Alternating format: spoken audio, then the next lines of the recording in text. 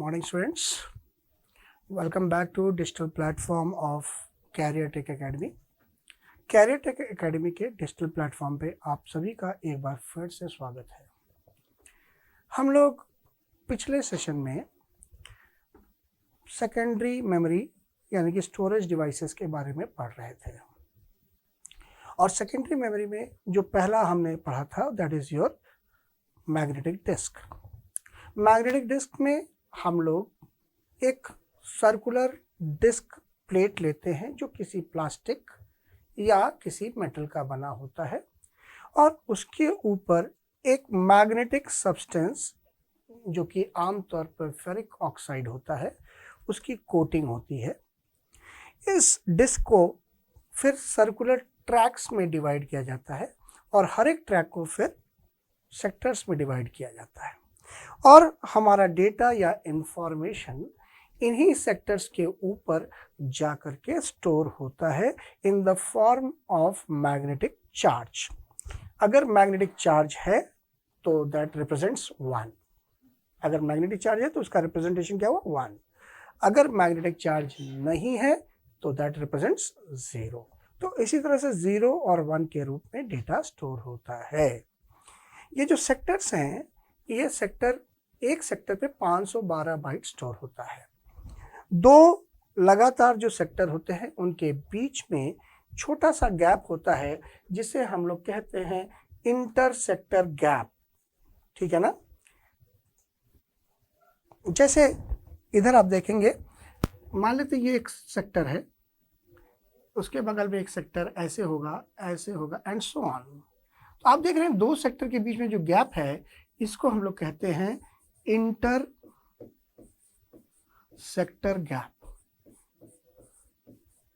ये inter sector gap जानबूझ के रखा जाता है जिससे कि जो चार्ज यहाँ है और जो चार्ज यहाँ है या इसके बाद वाला जो सेक्टर पे चार्ज है वो एक दूसरे पे प्रभाव न डाल सके।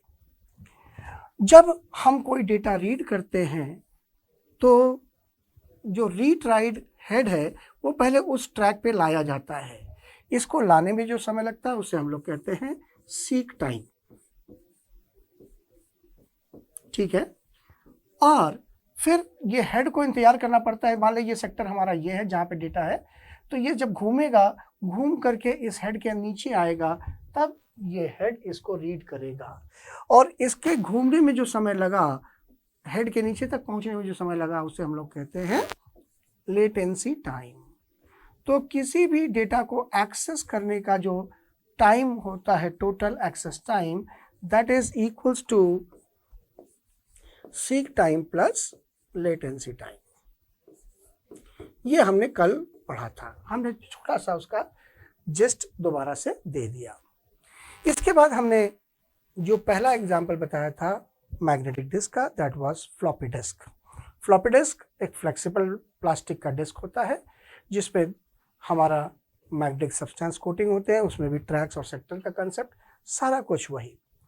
और आज हम उसके आगे से शुरू करते हैं और बात करेंगे विंचेस्टर डिस्क।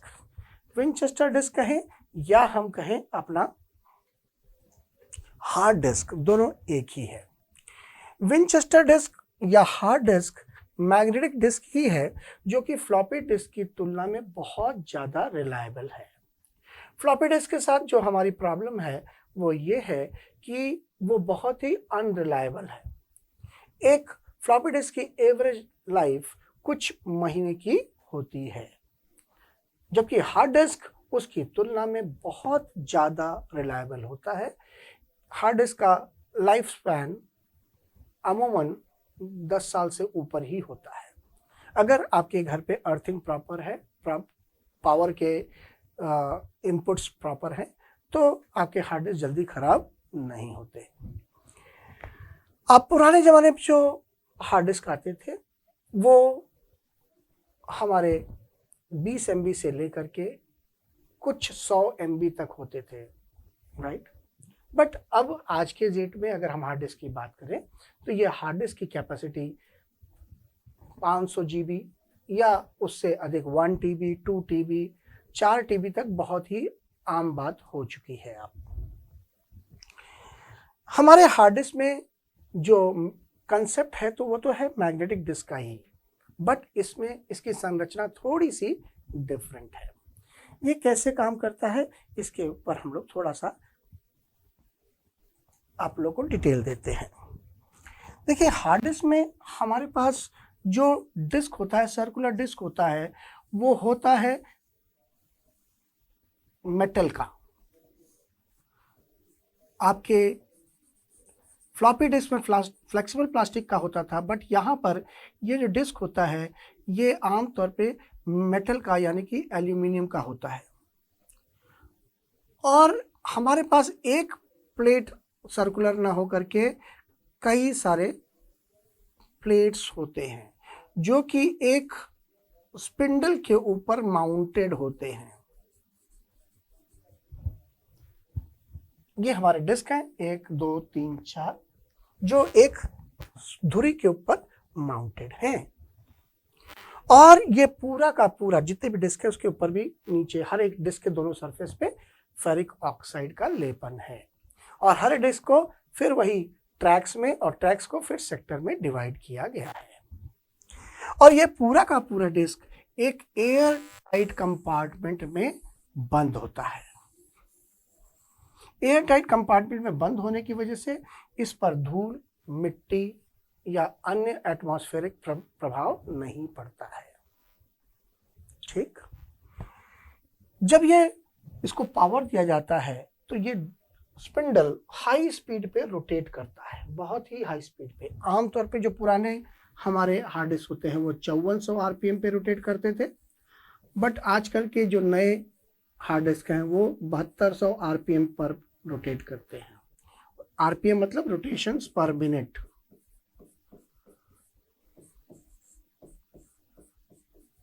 ठीक है। और डेटा को रीड या राइट करने के लिए हमारे पास यहाँ पर हेड्स होते हैं। एक डिस्क के लिए 2 हेड होंगे, एक ऊपर के सरफेस के लिए, जैसे ये मेरा डिस्क है, एक ऊपर से रीड करने के लिए, एक नीचे से रीड करने के लिए। तो हर एक डिस्क के हिसाब से 2 हेड्स होते हैं, रीड राइट हेड्स जिसे कहते हैं। तो मान लेते हैं इसमें 4 है तो हमारे पास होंगे कुल मिलाकर के 8, एक ऊपर के लिए, एक नीचे के लिए, एक ऊपर के लिए, नीचे के, एंड सो ऑन। और सारे के सारे जो हमारे रीड राइट हेड्स होते हैं ये आपस में एक साथ जुड़े होते हैं। इसका अर्थ ये हुआ कि जब भी हम लोग अपने हेड को आगे बढ़ाएंगे, एक हेड को आगे बढ़ाएंगे तो सारे के सारे हेड आगे जाएंगे, एक पीछे जाएगा तो सारे के सारे पीछे जाएंगे। राइट, वही कंसेप्ट है। अगर हमें रीड करना है या राइट करना है तो पहले अपने हेड को उस ट्रैक पे ले जाना पड़ेगा। जब उस ट्रैक पे पहुंचेगा तो वो इंतजार करेगा कि जो सेक्टर है जहाँ पे डेटा लिखना है या जहाँ से डेटा पढ़ना है वो घूम करके जब रोटेट करेगा तो ये घूम करके इस हेड के नीचे आएगा। जब हेड के नीचे वो सेक्टर आएगा तब हमारा रीड राइट हेड वहाँ पे लिखेगा या वहाँ से पढ़ेगा। तो एक्सेस टाइम तो वही है, क्या? एक्सेस टाइम बराबर seek time plus latency time, है ना? ये कंसेप्ट तो वही है, बट यहाँ पे ये एक्सेस टाइम और कम हो जाता है। क्यों? क्योंकि एक तो ये फ्लॉपी में 360 के भी आरपीएम पे रोटेट कर रहा है, यहाँ पे 5400 आरपीएम पे। तो ये क्या है, उससे फास्ट घूम कर रहा है। तो फास्ट घूमने की वजह से इसमें डेटा को एक्सेस टाइम और लेटेंसी टाइम बहुत ही कम हो जाता है। तो इसका data transfer speed hard disk का आपकी फ्लॉपी की तुलना में बहुत बहुत बहुत कम होता है, यानी कि इसकी स्पीड बहुत ज़्यादा हो जाती है। डेटा ट्रांसफ़र की स्पीड ज़्यादा है इसमें। और यहाँ पे क्या होता है कि जब हम डेटा स्टोर कर रहे होते हैं तो हम करते क्या है, जैसे एक फाइल है, मान लेते हैं एक फाइल की साइज़ है सपोज बहुत बड़ी फाइल है, मान लेते हैं बहुत बड़ी फाइल है, हम मान लेते हैं 80,000 बाइट्स हैं। समझने के लिए समझ लीजिए 80,000 बाइट्स का एक फाइल है।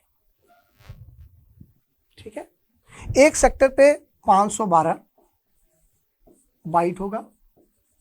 सपोज 8 लाख कर लो ना, क्या दिक्कत है, 512 बाइट्स है। एक सेक्टर पे हमारा 512 बाइट स्टोर हो रहा है, तो 8 लाख को स्टोर करने के लिए हमें कितने बाइट्स की जरूरत पड़ेगी? इसको 500 मान लेते हैं कैलकुलेशन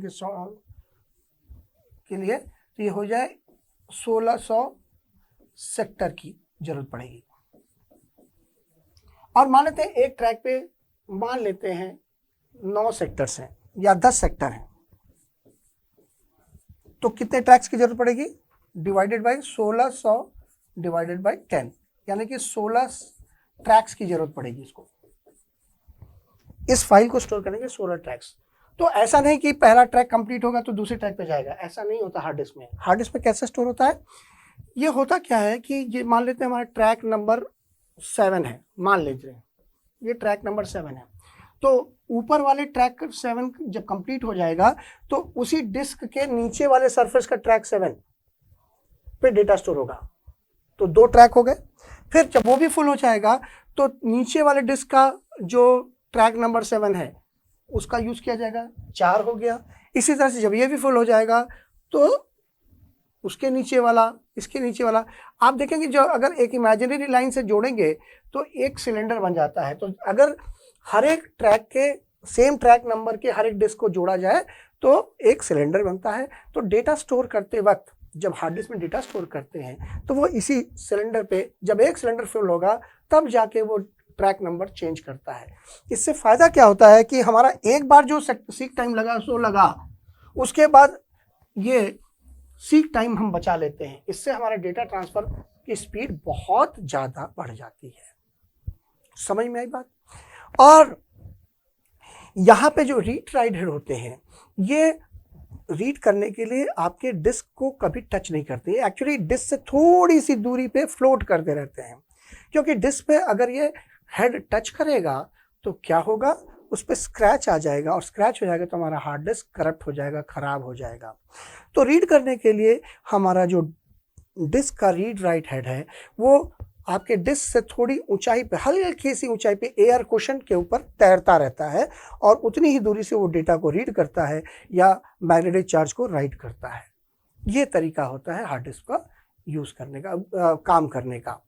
जब हार्ड डिस्क आप यूज़ करते हैं तो हमारी स्पीड बढ़ जाती है, स्टोरेज क्षमता भी आजकल हमने बताया बहुत ज़्यादा है। आजकल hard disk 1 TB, 2 TB, 4 TB तक के बड़े आम रूप से मिल जाते हैं, राइट।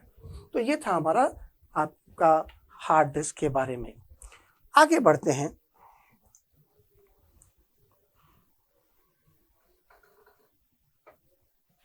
अगला जो हम लोग पढ़ेंगे that is your magnetic tape. Magnetic disk के बाद दूसरा जो सबसे कॉमनली यूज्ड स्टोरेज डिवाइस है वो है मैग्नेटिक टेप। मैग्नेटिक टेप की खास बात यह है कि ये एक सीक्वेंशियल स्टोरेज डिवाइस है। सीक्वेंशियल स्टोरेज डिवाइस का मतलब यहाँ पे डेटा एक के पीछे एक स्टोर होता है। यहाँ पर जो मैग्नेटिक टेप होता है वो हमारा एक ऑडियो कैसेट जैसा ही दिखता है। आप लोग ने ऑडियो कैसेट देखा होगा, पुराना ऑडियो कैसेट जिसमें गाना आप लोग सुना करते थे। ऐसे एक प्लास्टिक का बॉक्स होता था, इसके अंदर हमारे पास एक व्हील के ऊपर एक प्लास्टिक की रील का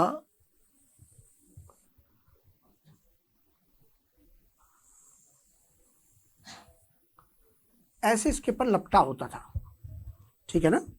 और यहाँ पे एक छेद बना रहता था जहाँ से रीड राइट हेड अपना गाने को रीड करता था या राइट करता था। ये जो हमारे पास रील होती थी ये प्लास्टिक का एक पतला सा टेप होता था जिसके ऊपर फेरिक ऑक्साइड का लेपन होता था। सेम यही कंसेप्ट हमारे मैग्नेटिक टेप में है, बस यहाँ पे थोड़ा सा फर्क है। ये जो टेप है थोड़ा सा और चौड़ा होता है, प्लास्टिक का ही होता है, बिल्कुल ऐसा ही होता है, कैसेट के जैसा ही होता है।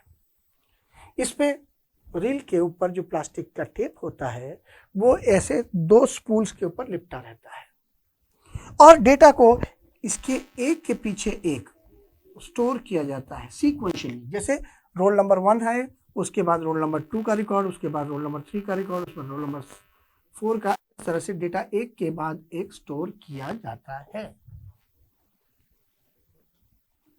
मैग्नेटिक टेप जो डिस्क होता था उसमें ऐसा नहीं था। रोल नंबर 1 का सपोज यहाँ है, रोल नंबर 2 का यहाँ पे, रोल नंबर 3 का यहाँ पे, रोल नंबर 4 का यहाँ पे, तो वहाँ पे सीक्वेंशियल ऑर्डर में स्टोर करना आवश्यक नहीं। और वहाँ पे जब डेटा हम लोग रीड करते थे या राइट करते थे तो डायरेक्टली कहीं भी जा करके एक साथ रीड कर सकता था। पहले यहाँ पे रीड किया, फिर हेड को यहाँ ले गया, यहाँ से रीड किया, फिर यहाँ ले गया, यहाँ से रीड किया। यानी कि जो मैग्नेटिक टेप होता था उसमें डेटा को स्टोर करने के लिए या एक्सेस करने के लिए हमें सीक्वेंशियली एक के बाद एक पढ़ने की आवश्यकता नहीं थी। वहाँ पे हमारा डेटा फ्रैगमेंटेड फॉर्म में स्टोर होता है। रैंडमली हम किसी भी ट्रैक और सेक्टर पे जा करके डेटा को स्टोर कर सकते थे और रैंडमली किसी भी ट्रैक और सेक्टर से डेटा को रीड कर सकते थे। बट मैग्नेटिक टेप में ऐसा नहीं है। मैग्नेटिक टेप में अगर आपको डेटा को रीड करना है या राइट करना है तो सीक्वेंशियली करेंगे, एक के बाद एक। अगर हमें 100वां रिकॉर्ड पढ़ना है तो शुरू के 99 रिकॉर्ड भी पढ़ने पड़ेंगे। तो इससे आपको नज़र आ रहा होगा कि यहाँ पर डेटा को रीड करना या सर्च करने में काफ़ी समय लगता है। जैसे कि पुराने ऑडियो कैसेट में होता था, अगर हमें 5वां गाना सुनना होता था तो शुरू के 4 गाने भी सुनने पड़ते थे या फिर उनको तेजी से आगे फास्ट फॉरवर्ड करना पड़ता था। Same case here also. इसमें हमारा अगर हमें 100वां रिकॉर्ड पढ़ना है तो शुरू के 99 रिकॉर्ड भी पढ़ने हैं या उनको स्किप करने पड़ेंगे और इसमें हमारा काफ़ी समय वेस्ट होता है। तो हमारा जो मैग्नेटिक टेप है ये एक सीक्वेंशियल स्टोरेज डिवाइस है। दूसरी खास बात, यहाँ पर जो हम डेटा स्टोर करते हैं इस पर ढेर सारा डेटा स्टोर किया जा सकता है और डेटा को स्टोरेज का कॉस्ट है, डेटा स्टोरेज का जो कॉस्ट है मैग्नेटिक टेप पे होता है वो सबसे कम होता है, मैग्नेटिक डिस्क से भी कम होता है। इसीलिए जहाँ पर हमें डेटा का बैकअप लेना होता है, ढेर सारा डेटा जहाँ पे बैकअप लेना होता है वहाँ पे हम लोग मैग्नेटिक टेप को यूज़ करते हैं। स्लो ज़रूर है बट ये इस पे जो हमने डेटा स्टोर किया, एक तो एक कैसेट के ऊपर हम बहुत सारा डेटा स्टोर कर सकते हैं, दूसरा इस पे जो डेटा स्टोर होता है वो लंबे समय तक सुरक्षित रहता है बिना खराब हुए। मैग्नेटिक टेप को बचाने की ज़रूरत है ह्यूमिडिटी से, हाई टेम्परेचर से और डस्ट से। तो अगर आपने किसी ऐसे स्थान पर इसको स्टोर करके रखा जहाँ पे ह्यूमिडिटी नहीं है, जहाँ पे हाई टेम्परेचर नहीं है और जहाँ पे डस्ट नहीं है, तो ये लंबे समय तक बिना खराब हुए पड़ा रह सकता है। इस पर डेटा स्टोरेज का कॉस्ट बहुत ही सबसे कम, बहुत ही कम क्या हम कहें, सबसे कम होता है। तो जहाँ कहीं भी जैसे बैंक्स में हुआ, जैसे बड़े बड़े इंडस्ट्रीज़ में हुए, जहाँ पे हमारा डेटा बहुत इंपॉर्टेंट है, उसका बैकअप रखना बहुत इंपॉर्टेंट है, तो हम लोग करते क्या है, उनका डेटा का एक रेगुलर बैकअप लेते हैं और समय समय बैकअप लेते हैं और उसे अपने कंप्यूटिंग सेंटर से दूर कहीं रख दिया जाता है, जिससे कि अगर कभी कंप्यूटिंग सेंटर में कोई प्रॉब्लम हुई, आग लग गया, कुछ भी हुआ, तो हमारा डेटा दूसरी जगह पे सुरक्षित रहेगा। हम उससे कम से कम डेटा को दोबारा लाके अपना काम कर सकते हैं। आई होप ये चीज़ आपकी समझ में आ गया होगा। इस सेशन में हम इतना ही रखते हैं, इसके बाद हम देखेंगे अगले अपने स्टोरेज डिवाइस को, जो कि है optical disc. Right, thank you, जय हिंद।